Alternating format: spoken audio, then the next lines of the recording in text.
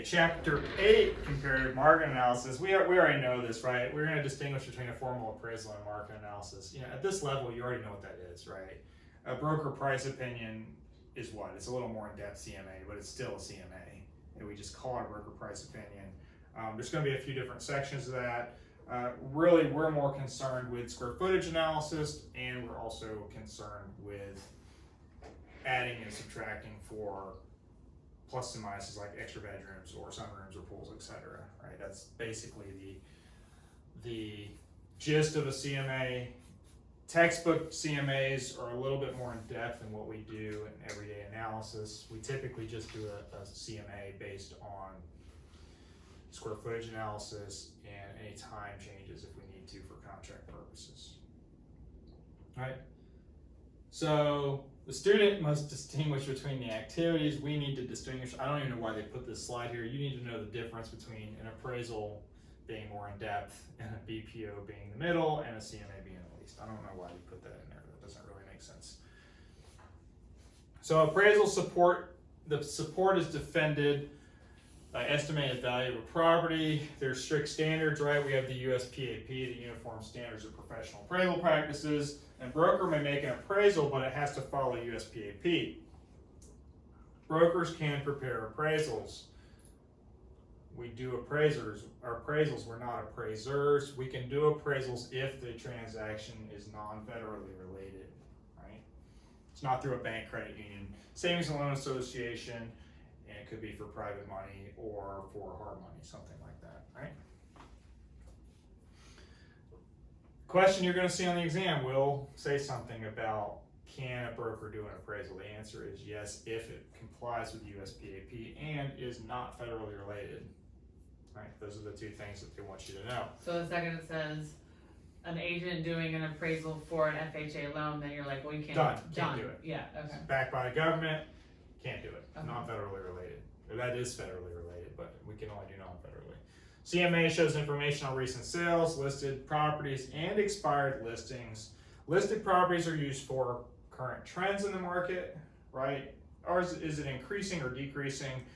Expired listings is showing what? Overpriced homes, right? It's homes that didn't sell. This is the top, a little bit over the top of where we should be, right? It's our opinion as a real estate professional of the value. It's not an appraisal, and we can charge a fee for CMA. However, charging a fee may get you to lose your business because most people will do it for free. So in a competitive world, if your competitors are doing it for nothing, you're probably not going to get much if you charge a fee. Not saying you can't, just saying it's probably not a good practice, right? Broker price opinion is a little more formal, right? This can be prepared for lenders who have depressed properties. So a lot of times short sales, they don't want to hire an appraiser, so they'll ask a broker to go out and do a broker price opinion. Broker can charge a fee for this. Usually there is a fee for a broker price opinion. It's charged to the lender, okay? I'm going to say about broker price opinions, a lot of times agents will do broker price opinions. Agents will do broker price opinions, and then it's under supervision of the broker, and it's sent over to the lender. What I'm going to tell you about broker price opinions as well is that on some short sale deals, the negotiator will get a price from a broker or an agent that has only been in the business 1 or 2 years, that doesn't really understand the principles of valuation, that may or may not even have a broker's license. So you can challenge these if you're working on a short sale, and you can actually get the values overturned if you give them better comps, right? And the term better comps is usually something that's in a better time frame or a better match for that property. Remember we talked about reconciliation? So if my properties are a 55% match and their properties are only a 25% match, they're going to consider my properties. Got a few overturns in my life because of that. So I'm always about fighting for what we need to get the deal done, and if it needs to work that way, then we do it. And so here's your differences. So appraisal's more in depth, right? We have the 3 approaches. We have a property cost analysis, a cost approach. We have the market approach, which is your comparable sales approach, and then you have your income approach, right? Those are the 3 approaches used, right? CMAs are just market. BPOs also take market or income into consideration. So that's the differences. So if you're asked a question,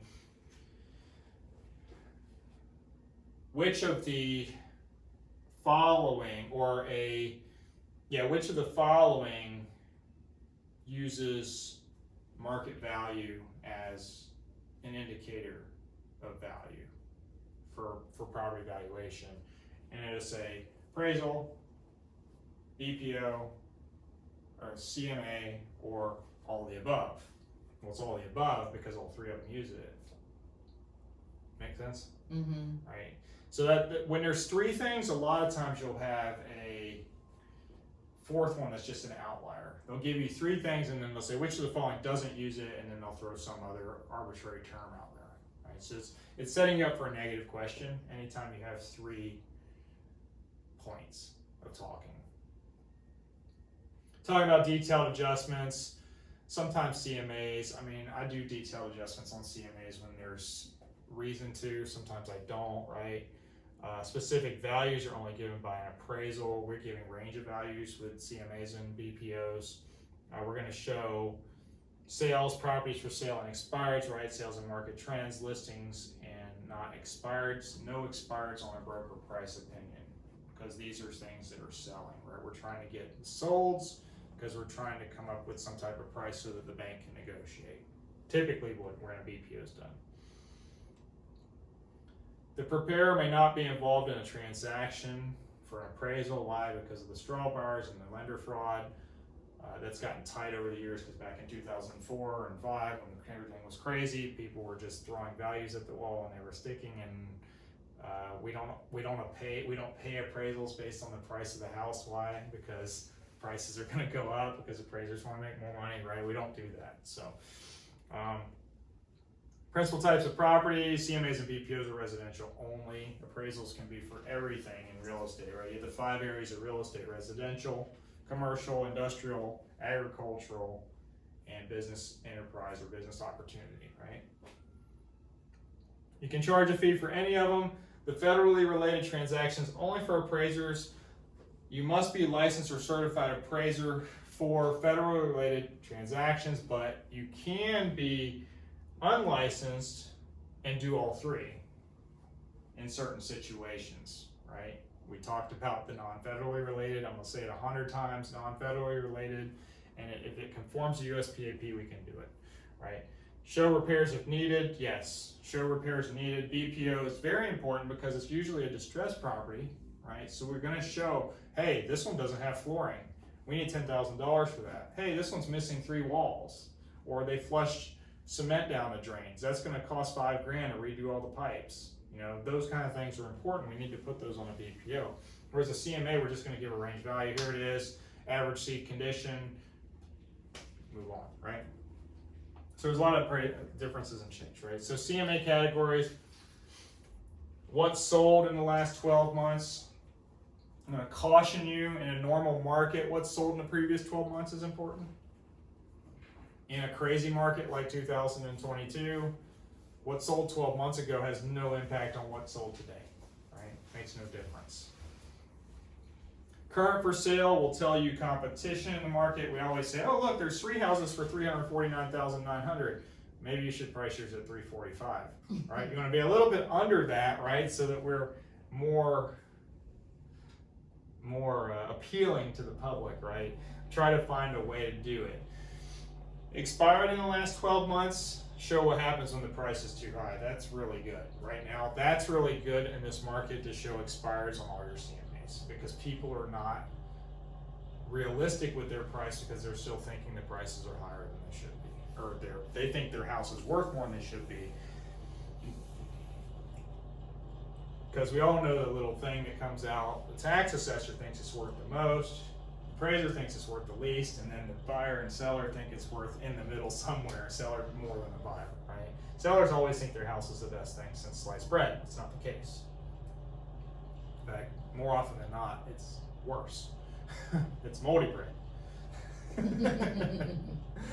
Obtaining comparables, how do we do that? We find them through the MLS, we find them through company files, we find them through public records, we find them through other licensees. Most convenient and comprehensive is the MLS, right? We look in the MLS and we find all the comps. Most people are not making phone calls or looking for other things that sold for sale by owner. Usually for sale by owner, sell for 6% less than asking. or I'm sorry, 6% less than the average market. So it's really not a good indicator anyway, because you're going to have to adjust for that, right? Other licensees, the information that you get from other licensees is good, because sometimes they don't put the right information in the MLS when they close it out, right? They didn't give a seller concession example. So we need to make sure that we know what the actual value is of the house based on the concessions. Right? So other important elements, right? Location, age, living area, number of rooms, right? These are what I call the aesthetic appeal, right? Location, don't go outside the neighborhood. Well, true and false, right? Textbook answer says don't go outside the neighborhood. Real life answer says we may have to go outside the neighborhood depending on what it is, right? For a condo, I would say stick to the neighborhood as much as you can, right? Other things, crossing a major intersection or going to properties that are not characteristic. So maybe we have postage stamps lots versus 5-acre lots. We don't want to go out in that area. We don't cross major intersections. We don't cross major waterways. If we do that, we're going to have value changes. Right? Construction quality, age, living area, room numbers, don't double adjust. So if you're doing a square footage analysis, don't change the room number, right? That's what they're telling you there when they say that. Construction quality is pretty similar. So remember, a new construction versus an old construction. It's funny because old construction is actually built better, but it's depreciated. So new construction is worth more, right? That's where the age comes in. And we should be good there. I think there's pretty much anything else that's going to be covered there. So we talked about this a little bit yesterday. Adjusting made to the comparables. They say CIA, CBS, right? If the comparable's inferior, add. If the comparable's better, subtract. I don't like that. If it's bad, add. Yeah. Nice slice, right? It's easier because it rhymes. It's easier to remember. So I like nice slice, bad add, right? We adjust the comparable. Always adjust the comparable, never the subject. Some of your answers on the exam will say adjust the subject up 4,000, adjust the subject down 4,000, and then it will also say adjust comparable up 4,000, adjust comparable down 4,000. So you're going to get all four options. Make sure you eliminate the two that say adjust subject, and then you only have a 50-50 chance. So part of the test, you want to make sure you're taking using these test taking skills, right? So if you can eliminate two answers, you just increase your opportunity to pass, right?